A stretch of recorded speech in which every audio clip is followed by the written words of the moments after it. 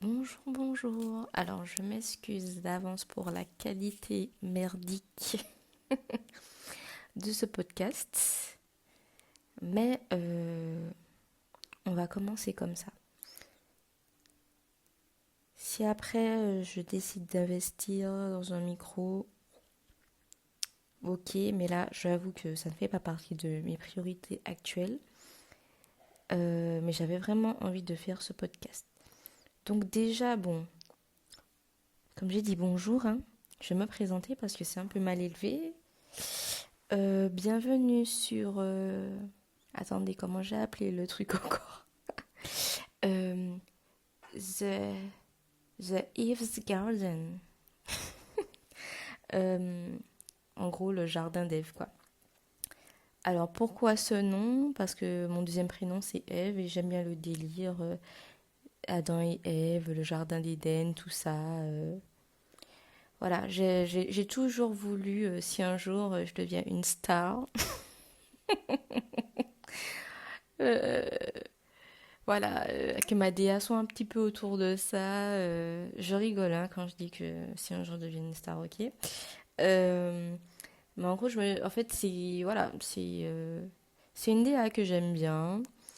Et puis voilà, je me suis dit que mon nom d'artiste entre guillemets, ce serait Eve. Mais bon, plus sérieusement, je m'appelle Sarah, j'ai 26 ans. Quoi d'autre? Bah, je suis maman depuis peu. Nouvelle maman, j'ai mon chéri, je suis martiniquaise, très important, je suis trop fière d'être martiniquaise. Je suis martiniquaise, donc antillaise, caribéenne, voilà. Et voilà, je vis en Martinique. Et en ce moment, je suis au chômage, je suis broke. Je m'occupe de mon fils, voilà. Je suis pas encore prête à reprendre le chemin du travail. Voilà, j'ai envie de m'occuper de mon fils, j'ai envie de prendre soin de moi, me retrouver. Donc voilà, pourquoi, euh, pourquoi je fais ce podcast en fait, tout simplement. Parce que j'ai envie, parce que j'ai besoin d'être fière de moi aussi.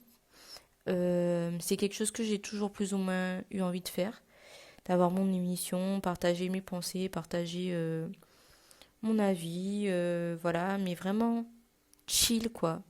Je suis pas une sociologue, je suis pas une professionnelle. J'ai juste envie d'échanger. J'ai juste envie de partager mes affaires, mes pensées. Euh, et puis surtout, en fait, faire du bien à des gens qui pourraient se retrouver, en fait, en moi, dans mes expériences, dans ce que je raconte, dans mes pensées. Euh, voilà, tout simplement, faire du bien, parler de certains sujets avec bienveillance, avec légèreté, euh, avec, voilà, en fait, honnêteté, sincérité. Donc voilà, donc les sujets, de quoi je vais traiter? Ben, de la vie, voilà, de la vie, en fait, des sujets, en fait, dans lesquels je me retrouve, en fait, qui me concernent, euh, de loin ou de près. Ben, sujet sur la femme, en fait, sujet assez féminin. Donc, je pense que c'est plus des femmes qui risquent de se retrouver dans ce que je peux raconter, mais pas. Mais après, ça peut intéresser des hommes ou des personnes qui s'identifient autrement. Euh, donc, de couple, de maternité, ben, des Antilles. Je vais parler de certains sujets qui touchent les Antilles, d'éducation, voilà, des sujets un petit peu sociaux en fait, voilà. Euh, Bien sûr, je précise que mon avis peut évoluer, hein, voilà, je dis un truc aujourd'hui, mais peut-être que qui sait, je suis très jeune encore, j'ai de l'expérience sur certaines choses, mais je suis pas, voilà, j'ai encore presque rien vécu encore, donc voilà, je reste humble et je suis consciente que mon avis peut évoluer. Sinon, aujourd'hui, de quoi je veux parler? Alors aujourd'hui, je voulais parler d'un sujet qui me touche particulièrement, c'est le vaginisme. Le vaginisme, comme je vais le mettre en titre. Euh, alors, qu'est-ce que c'est? Mon Dieu. Voilà, un truc essentiel, j'ai même pas regardé la définition, mais en gros, moi, si je devrais définir le vaginisme, par rapport aux recherches que j'ai pu faire, parce que c'est un sujet, mon Dieu, sur lequel je m'intéresse depuis très longtemps, normalement, si je dis pas de bêtises, c'est la contraction involontaire des, du périnée, en fait. Enfin, du vagin, en fait. Donc, ouais, du périnée. Alors, vaginisme. Je regarde ça tout de suite pour pas vous dire de conneries, mais il me semble que c'est ça. Le vaginisme est un trouble sexuel qui affecte le vagin des femmes, se caractérisant par une contraction involontaire des muscles du plancher pelvien. Cela empêche toute pénétration vaginale et peut causer une anxiété sexuelle importante.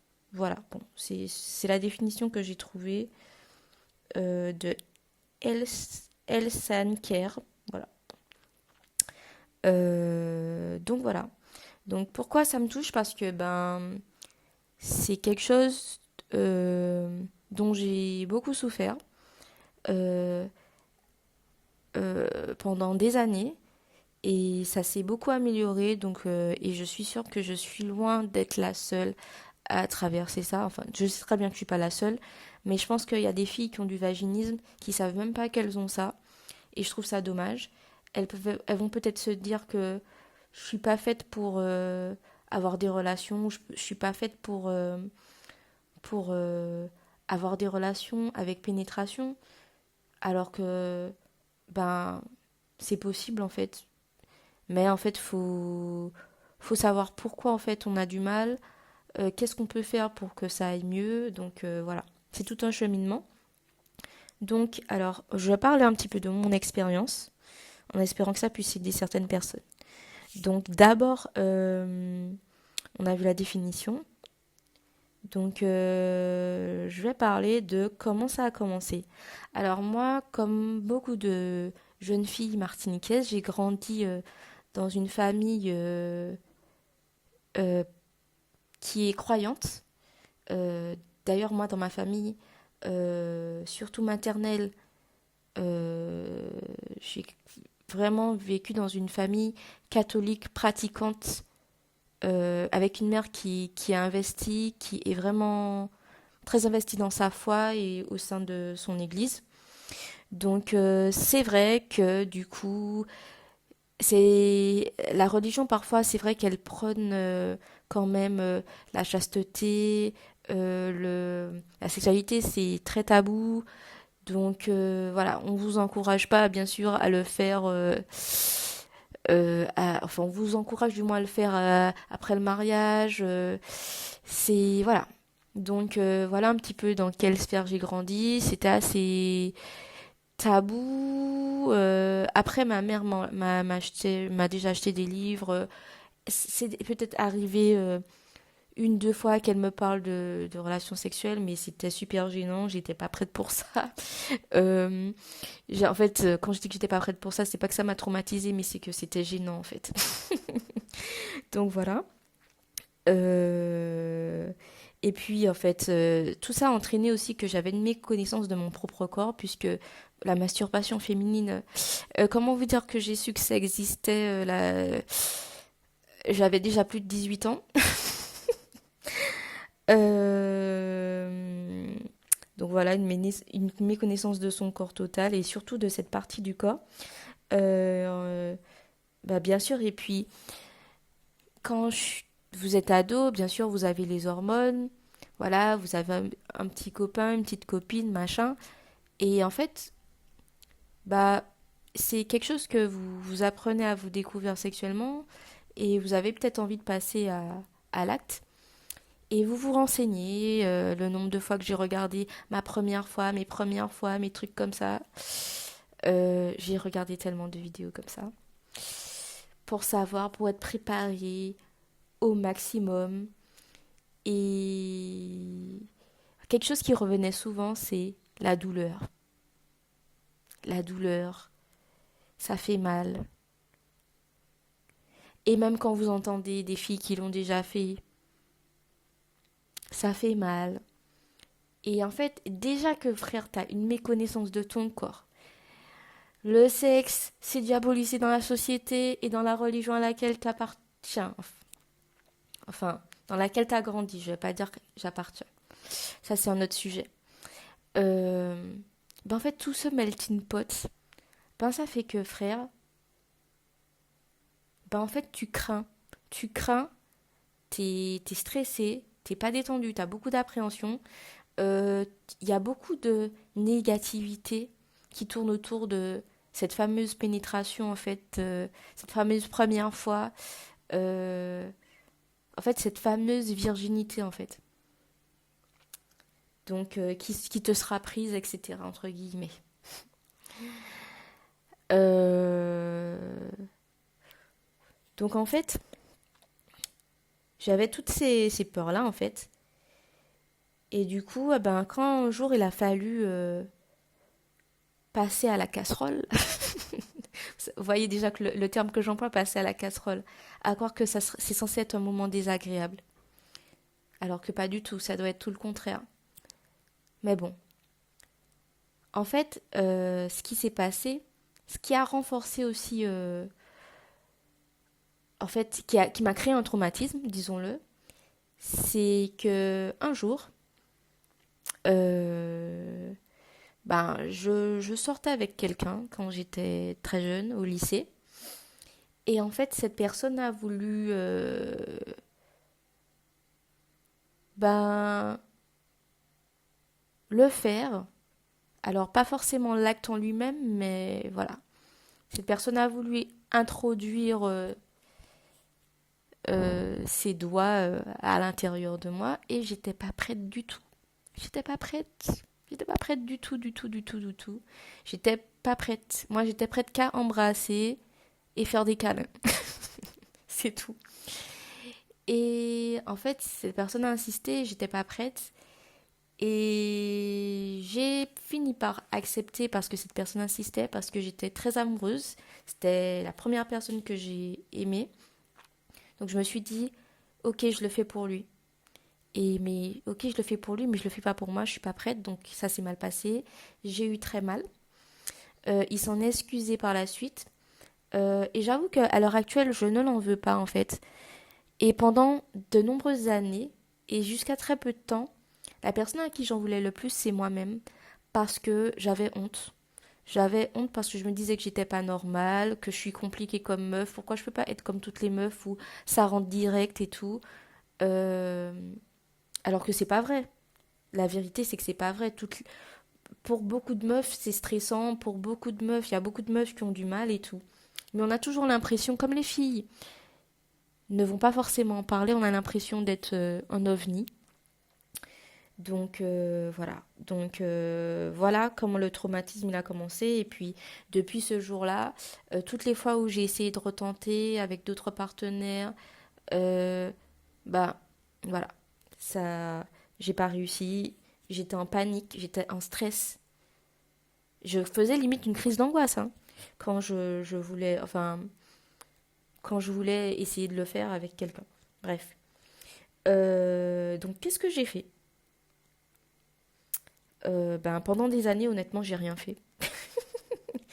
Je traînais ce mal-être avec moi. J'avais l'impression de me sentir moins femme parce que je faisais des choses. Et je précise que je faisais des choses et j'ai connu le plaisir sexuel euh, quand même pendant des années. Enfin, je connaissais déjà qu'est-ce qu'à voilà, avoir du plaisir, avoir des orgasmes et tout. Mais par contre, ce côté-là, de la pénétration, en fait, cette difficulté, je la traînais et je faisais rien en fait. Je faisais rien pour guérir. Je me contentais juste d'essayer, de voir que ça fonctionne pas, donc je réessaye pas et je fais rien. J'essaye plus pendant un bon moment et voilà. Et je me dis que j'ai un problème et que je vais jamais y arriver. Et en fait, ce qui s'est passé, c'est que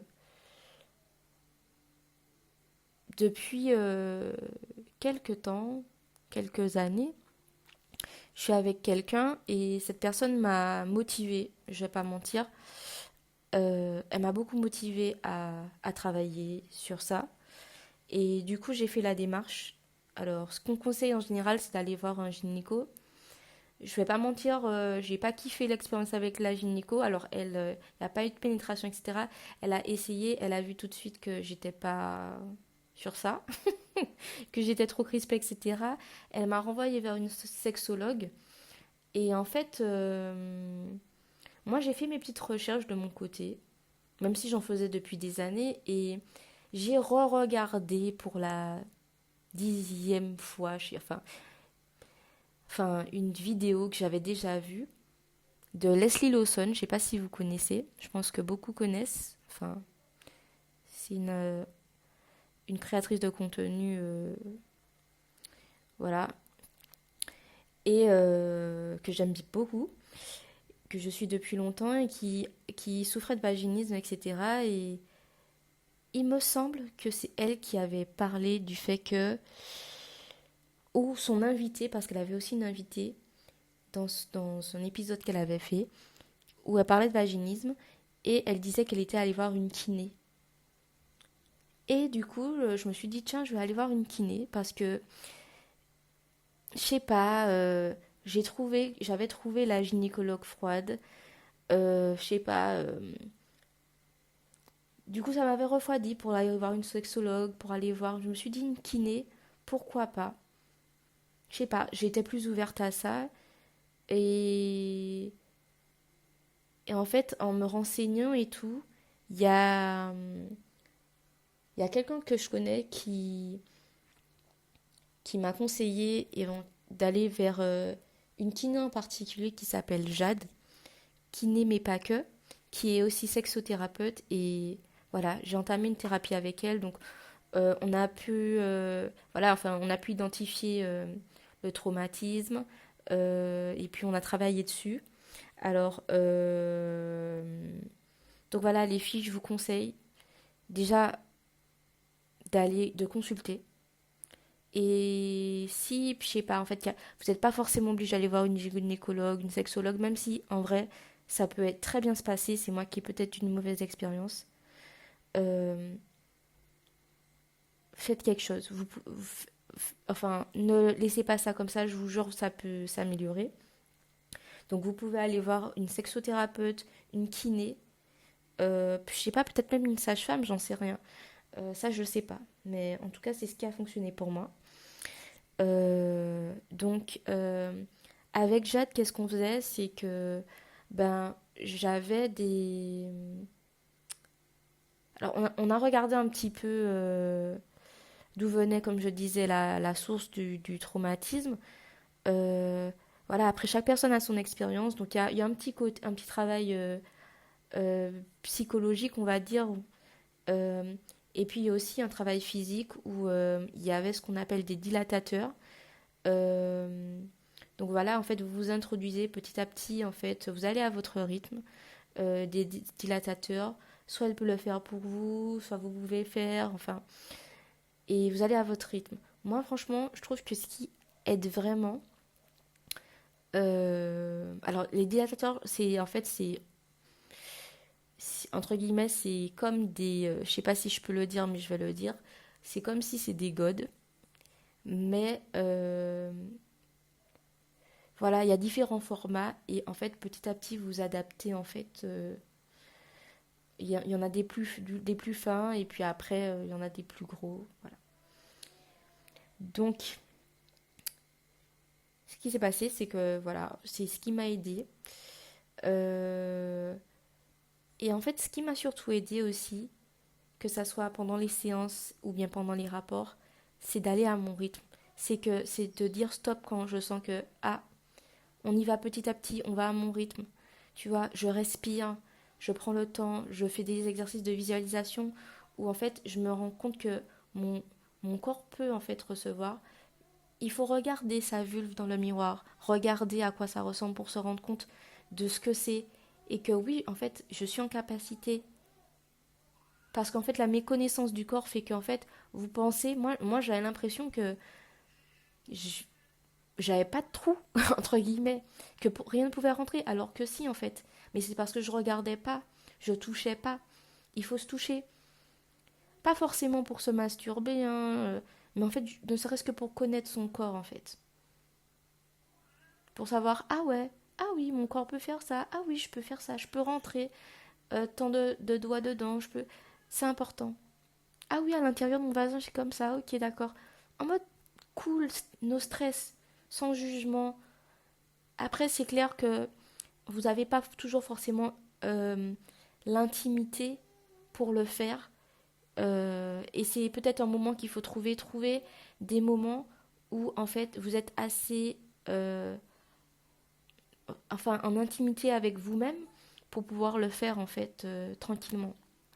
Donc il faut trouver ces temps-là, des temps où vous êtes seul chez vous euh, pour explorer en fait. Donc voilà. Donc voilà, il y a des exercices de visualisation. Je me souviens que par exemple enfin la kiné, ce qu'elle me disait, c'est de visualiser en fait mon vagin comme une fleur qui s'ouvre et qui se ferme, pour avoir conscience en fait du fait que en fait c'est un c'est une partie du corps en fait qui accueille, qui peut accueillir en fait. Donc voilà, et que je contrôle et que j'ai un contrôle, que je peux stopper, que en fait voilà. Donc c'est important aussi d'être avec un partenaire qui est bienveillant. Alors désolé, mon fils s'est réveillé donc il babille un peu. Donc je vais essayer d'écourter sans trop bâcler, même si je pense voilà avoir dit l'essentiel. Mais en tout cas, voilà, prenez votre temps, allez à votre rythme. Soyez avec quelqu'un de patient et de bienveillant. Et soyez patient et bienveillant envers vous, ne vous jugez pas. Et voilà, et normalement, ça, tout ira bien, faites-vous suivre. Euh, et puis voilà, si vous avez des questions, ben n'hésitez pas à me les poser. Comme ça, peut-être que je pourrais un peu vous aider, si vous rencontrez cette problématique-là. Ou bien voilà, si vous vous intéressez tout simplement au sujet. Donc voilà, ne laissez pas la peur vous guider, car en fait, elle n'est pas réelle. En vrai, votre corps est capable. Moi, à l'heure actuelle, j'ai un petit garçon. Donc, je peux vous dire que c'est parce que forcément, euh, bah, en fait, c'est quelque chose qui s'est beaucoup amélioré. Et, euh, et voilà, et j'ai même pu, par la suite, pour toutes celles qui ont un projet, pour projet d'avoir des enfants, c'est possible, les filles. Donc voilà. Donc c'était tout pour moi. Je reviens très vite avec d'autres sujets. J'espère que vous avez apprécié cet épisode. Et je vous dis à très vite. Bisous.